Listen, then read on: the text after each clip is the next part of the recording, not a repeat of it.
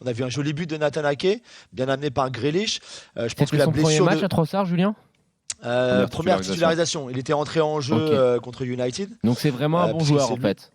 Ouais, c'est un bon joueur. Ok. C'est pas un joueur de classe mondiale, mais je pense que c'est un très bon joueur à voir qui peut entrer en cours de match, qui peut Hmm. être titulaire, qui apporte, qui a une belle vivacité balle au pied, qui est intéressant dans ses moments. C'est un joueur intelligent en plus. Après, je pense qu'il manque un petit peu de constance. Il est capable de marquer un triplé contre Liverpool à Anfield cette saison avec Brighton et puis après de ne pas marquer pendant les 6-7 matchs Ouais. suivants, tu vois. Donc il y a ça un petit peu à régler, mais je pense que c'est une bonne acquisition pour Arsenal.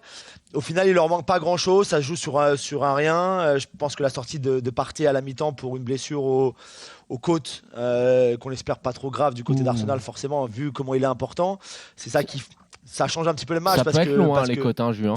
ouais, ça peut être long, ouais. Donc il aura une IRM demain matin. Donc ils verront après comment ça va se passer. Il rejoue maintenant que le week-end prochain contre Everton. Mais Lokonga est rentré, c'est un bon jeune joueur qui a du potentiel, mais en termes d'expérience tactique, c'est très difficile pour lui. On l'a vu sur le but de City notamment où il est un peu à la faute. Donc c'est vrai que sans Partey, c'était pas la même histoire pour Arsenal et Lokonga est pas encore au niveau pour le remplacer comme ça poste pour poste. C'est ça aussi qui fait basculer un petit peu la rencontre pour City, mais c'était un bon match sans plus. Et de voir Arsenal tenir tête à City, résister à ce point-là avec une équipe B, bon, c'est quand même plutôt encourageant, non? Je sais pas ce qu'on Ouais, Bien c'est sûr, ça. on pense. Ouais. bien sûr. Euh, sur la défense des Gunners, les remplaçants ont fait le job aussi aujourd'hui, hein.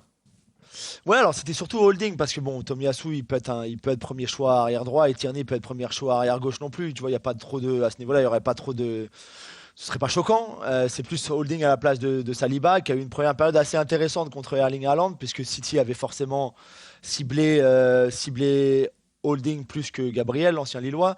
Et Et ouais. donc ils ont beaucoup joué sur ce côté-là. Donc il a pris un carton assez vite. Il y avait un peu de bagarre avec Haaland. Il lui a mis un petit coup de coude dans la nuque.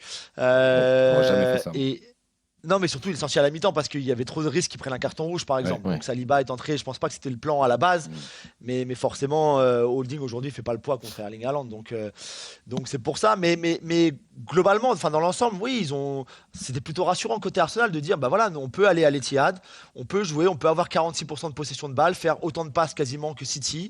On peut les presser, on peut les empêcher de repartir de derrière, de bien construire, etc. On peut bien tenir un Kevin De Bruyne, par exemple, qui a pas eu l'influence habituelle qu'il a sur un match de Manchester City. Donc, ils ont fait plein de choses bien, et finalement, ils perdent quand même. Mais ça peut être le côté rassurant. Et pour City, on peut se dire, bah voilà, sans bien jouer, en étant un peu gêné, on les a quand même battus. C'est aussi encourageant dans l'optique de City pour les matchs du Mm. championnat qui vont arriver contre Arsenal.